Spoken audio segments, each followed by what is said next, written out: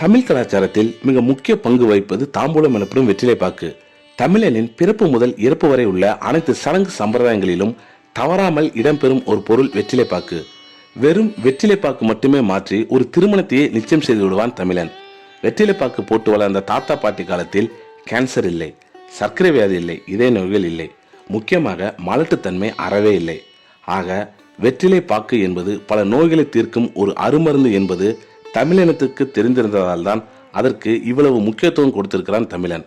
கலாச்சார சீரழிவும் அந்நிய மோகமும் சேர்ந்து தாம்பூலத்தை கெட்ட பழக்கமாக சித்தரித்து நம் இனத்தையே நோயாளிகளாய் அலையவிட்டிருக்கிறது.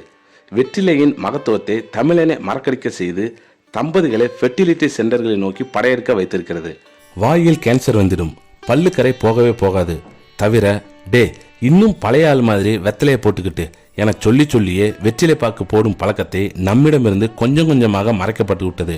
வெற்றிலை பாக்கு சுண்ணாம்பு, அதிலும் கல் சுண்ணாம்பு, முத்துச்சிப்பி சுண்ணாம்பு என வித்தியாசம் காட்டி, அது மட்டுமா ஏலக்காய், கிராம்பு, ஜாதிக்காய் என வாசனை பொருட்கள் கலந்து வாயிலிட்டு சுவைத்து முதலில் ஊறும் நீரும் இரண்டாவது ஊறும் நீரையும் துப்பிவிட வேண்டும் என்றும் மூன்றாவதாய் ஊறும் நீரே அமிர்தம் என தாம்பூலமிட்ட வழிமுறைகள் சொன்ன சித்த மருத்துவம் இருந்த ஊரில் தாம்பூலமா அப்படின்னா என கேட்கும் அடுத்த தலைமுறை வந்துவிட்டது.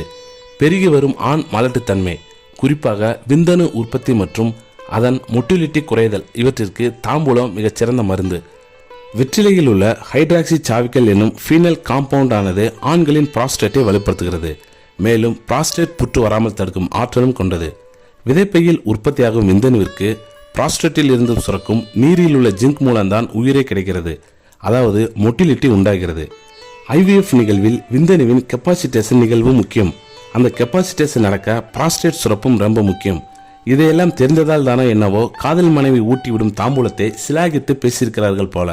மலச்சிக்கலா, தாம்பூலத்துடன் கொஞ்சம் அதிகம் பாக்கை சேர், வாய் நாற்றமா, லவங்கத்தை சேர், வீரியம் வேண்டுமா, ஜாதிக்காய் சேர் என சொன்ன தமிழ் சமூகம் இன்று இன்ஃபெர்டிலிட்டி சென்டர்களில் முடங்கி கிடக்கிறது. அடுத்த தலைமுறைக்கு இனியாவது தாம்பூலத்தின் மகத்துவத்தை எடுத்துரைப்போமே.